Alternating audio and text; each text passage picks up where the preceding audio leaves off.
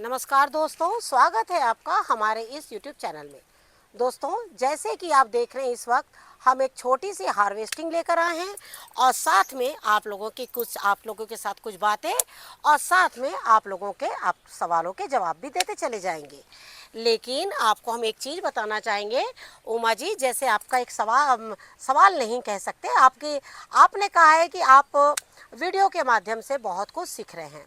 तो उमा जी, हम आपको यही बताना चाहेंगे, हम सब एक दूसरे से इसी तरह सीखते हैं और अपनी गार्डनिंग को करते हैं।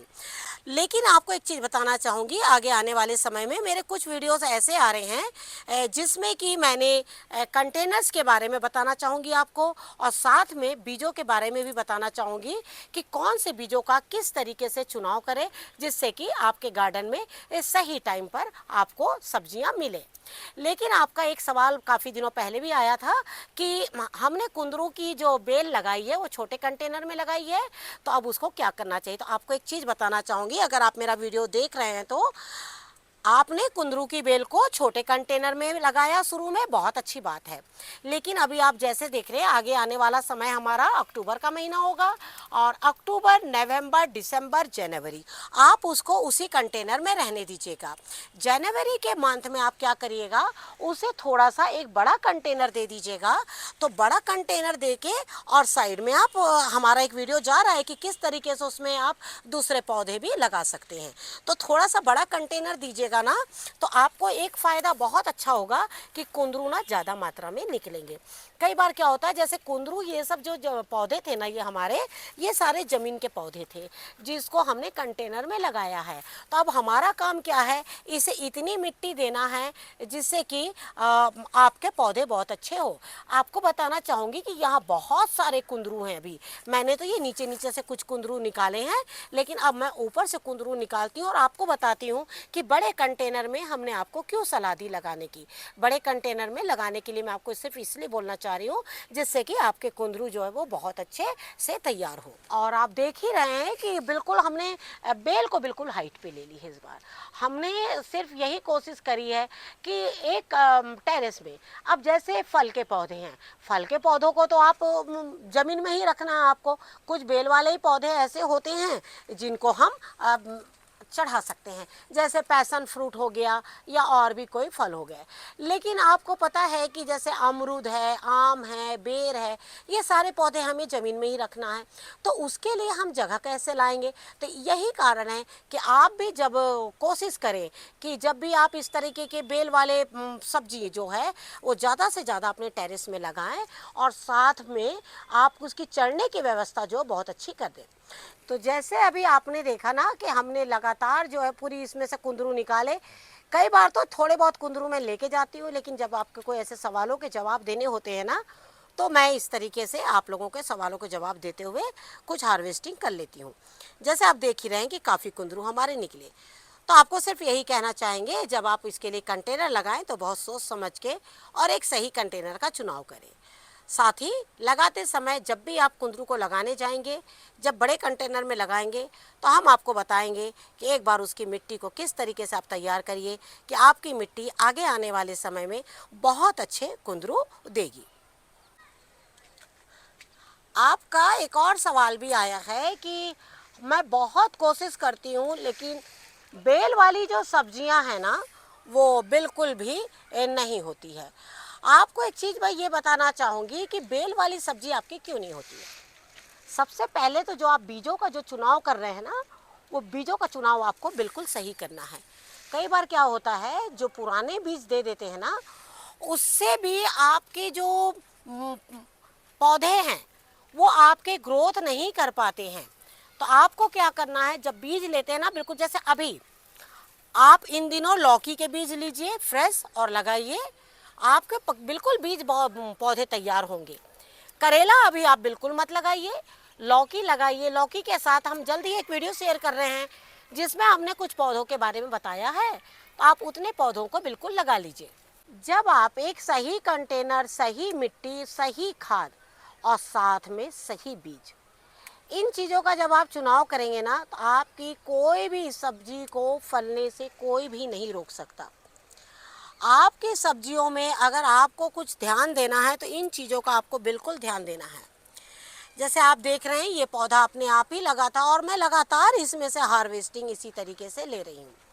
और ये समय समय पर बिल्कुल मुझे करेले जो है वो देते रहते हैं। और अभी आप देख रहे हैं आगे भी इसी तरीके से करेले जो है वो इसमें लगे हुए हैं। हमने जितनी बार भी भिंडी लगाई, आप लोगों को भिंडी के बारे में लगातार वीडियो शेयर की है। वो गर्मी की सब्जी है भिंडी, और देखिए किस तरीके से बिल्कुल हो रही है। ये सारे नए पौधे हैं जिनको हमने लगाया, वीडियो शेयर किया था कि आप लोग भी लगा लीजिए अगर आप चाहते हैं कि आपको ठंड तक बिल्कुल भिंडी मिलते रहे।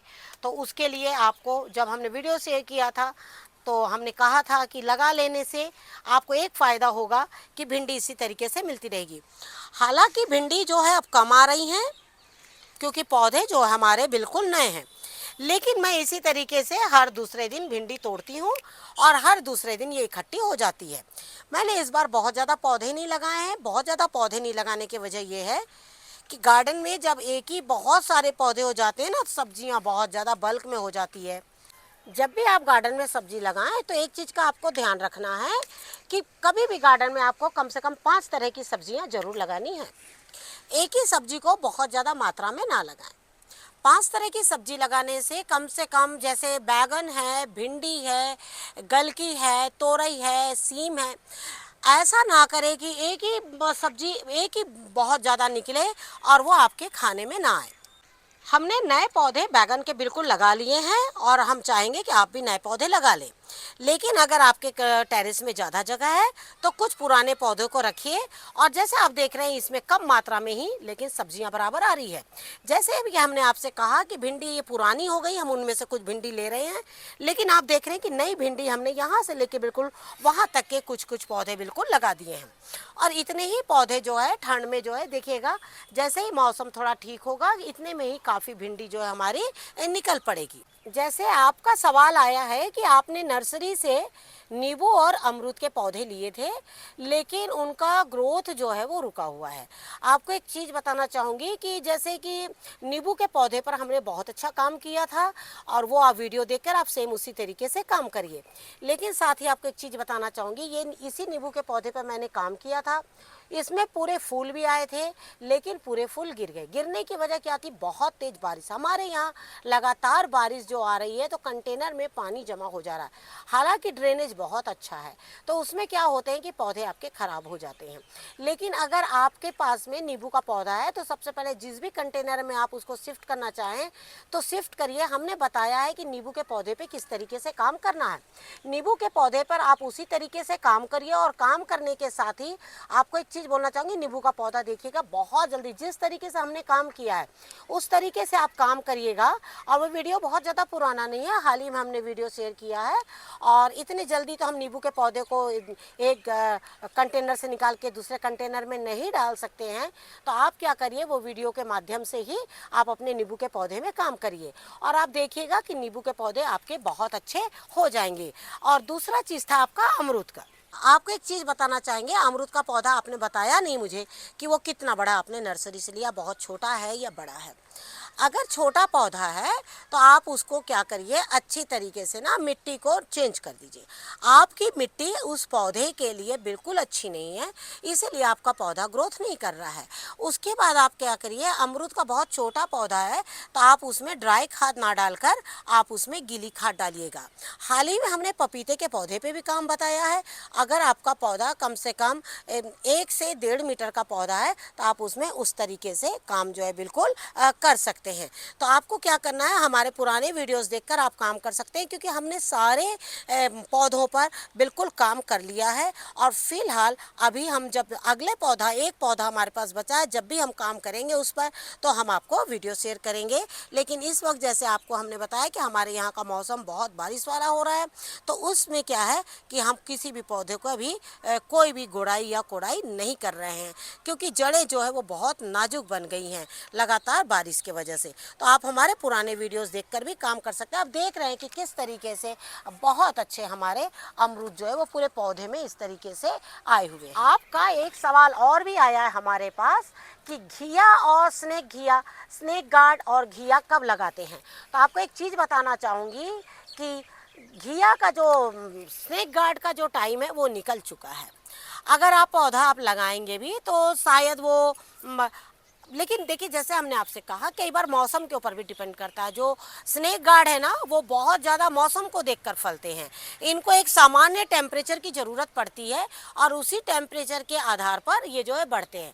अभी बीच में देखिए हमारा पौधा बहुत अच्छा था और फिर देखिए अचानक ही बहुत तेज़ बारिश की वजह से फल तो इसमें लगे हुए हैं, लेकिन पौधे की जो रौनक है ना वो ख़त्म हो गई है। तो मैं आपसे सिर्फ यही कहना चाहती हूँ, अगर आपके पास बीज है तो स्नेक गार्ड तो आप लगा के देख सकते हैं, शायद स्नेक गार्ड हो जाए।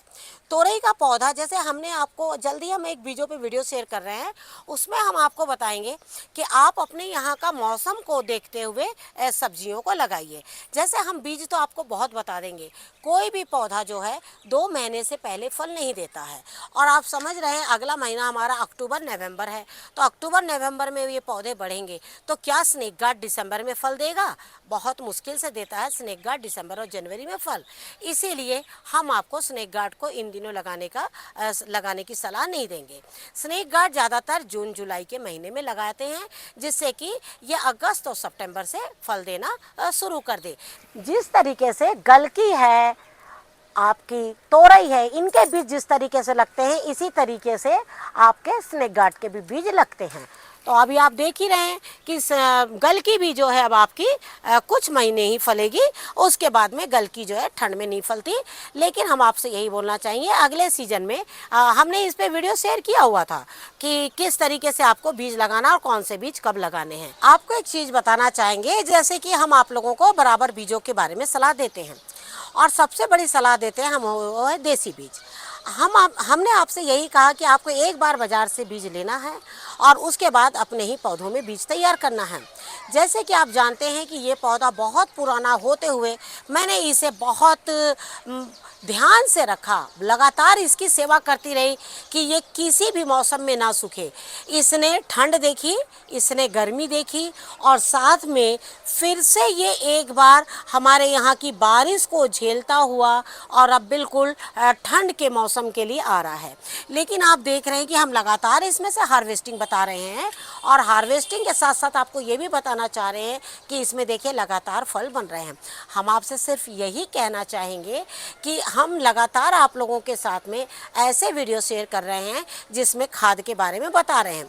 लेकिन इसी में आपका एक सवाल भी आया हुआ था कि आपने हमें ये नहीं बताया कि खाद को कितने दिन रखना है। लेकिन इतना मैं ज़रूर जानती हूँ कि मैंने ज़रूर बताया है उसमें कि वो खाद कितने दिन बाद तैयार होगी। आप एक बार वीडियो को ध्यान से देखिएगा ना, तो आपको उसमें पता लग जाएगा कि हमने वो खाद आपको कितने दिन रखने की सलाह दी है।